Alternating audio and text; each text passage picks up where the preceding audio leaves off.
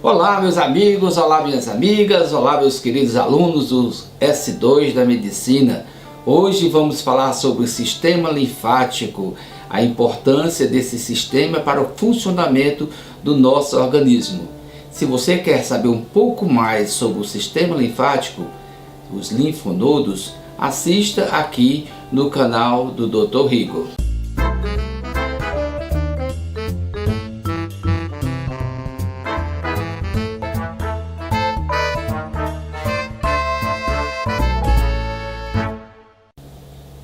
Vamos falar agora sobre o sistema linfático, como ele se forma e principalmente sobre o linfonodo.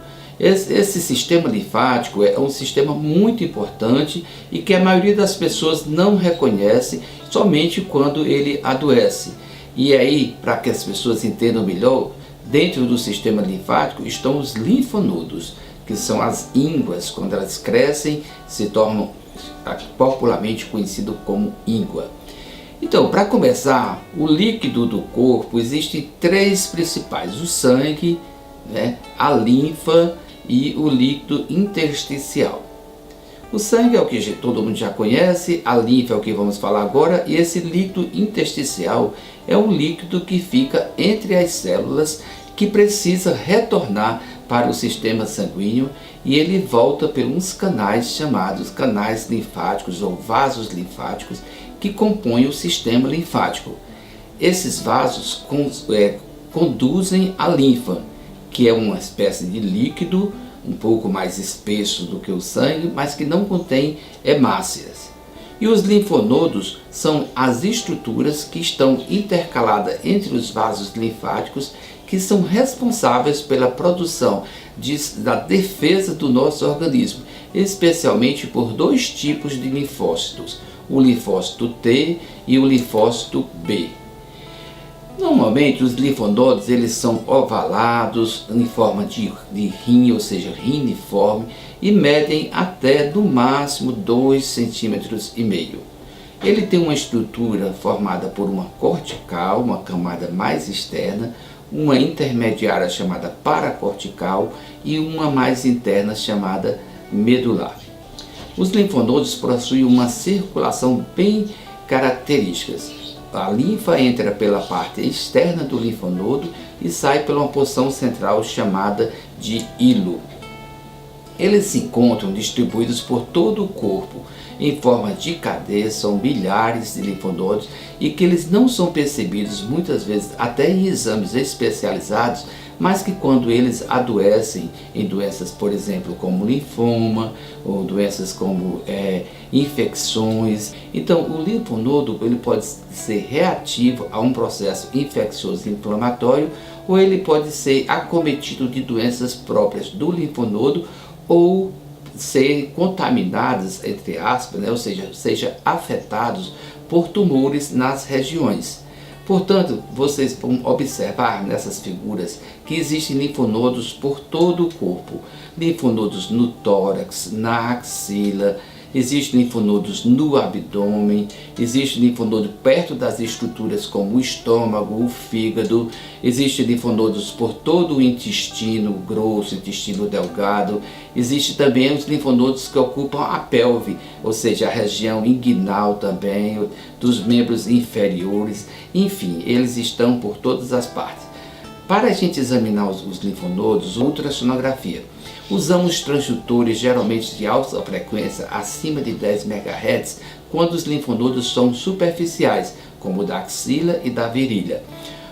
Quando a gente tem 2 linfonodos pertinho, a gente não suspeita de muitas coisas. Mas quando esses linfonodos se agrupam em 3 ou mais, numa mesma linha de drenagem, então já leva alguma suspeita.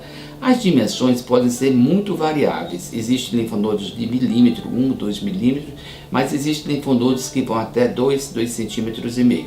É importante observar como é a estrutura desse linfonodo.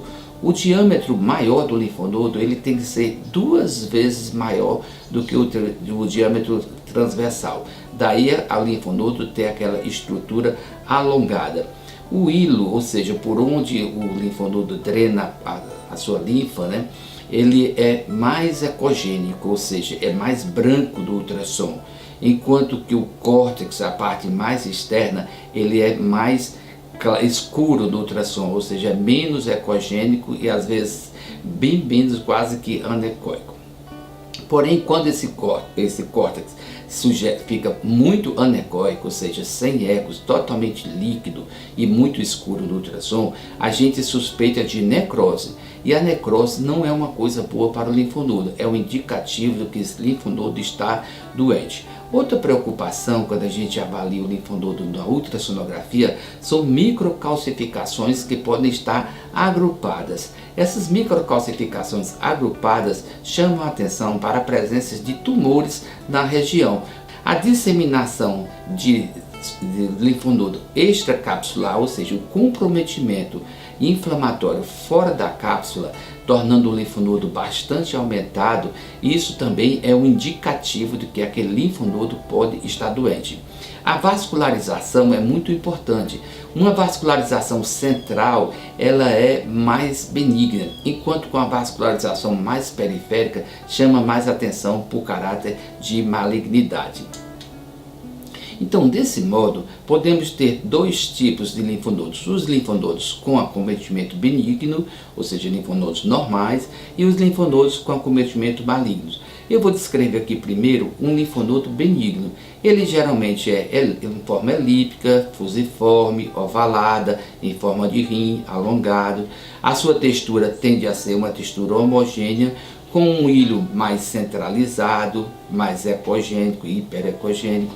O córtex é mais fino, um pouco hipoecóico. O contorno é regular, liso, é bem definido, por planos gordurosos que ficam no seu envolto. Na vascularização da região hilar, pouca vascularização e vasos sanguíneos com índice de pulsatibilidade menor do que 1,6 e índice de resistência menor do que 0,8.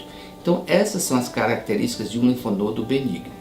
Agora preste atenção que eu vou relatar as características de um linfonodo maligno. A primeira forma, a morfologia do linfonodo, ela se torna globosa, arredondada, eles se juntam em conglomerados, são vários na mesma região. O córtex é bem hipoecogênico, bastante heterogêneo, com áreas de liquefação que correspondem a necroses e até microcalcificações, como eu já falei.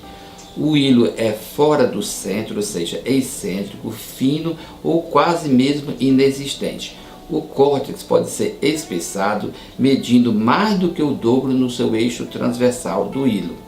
O contorno ele é bocelado, ele é irregular, ele é especulado, ele é mal definido, ou seja, ele é bem diferente daquele linfonodo descrito como normal. Quanto à vascularização, ele pode ser distribuída na região subcapsular, é desorganizada, ou seja, assume várias direções, é muito intensa e seu índice de pulsatilidade e índice de resistência se tornam bem elevados. Então, dessa forma, a gente suspeita que aquele linfonodo pode ser um linfonodo maligno. Quando a pessoa apresenta ínguas em vários locais do corpo, ou seja, linfonodos aumentados em vários locais do corpo, isso não é normal. Isso precisa ser investigado porque pode se tratar de uma doença ou de uma reação a uma doença, especialmente as doenças malignas como o linfoma. Se você gostou desse vídeo, dá um like, dá uma curtida, ajuda a divulgar o canal. Muito obrigado.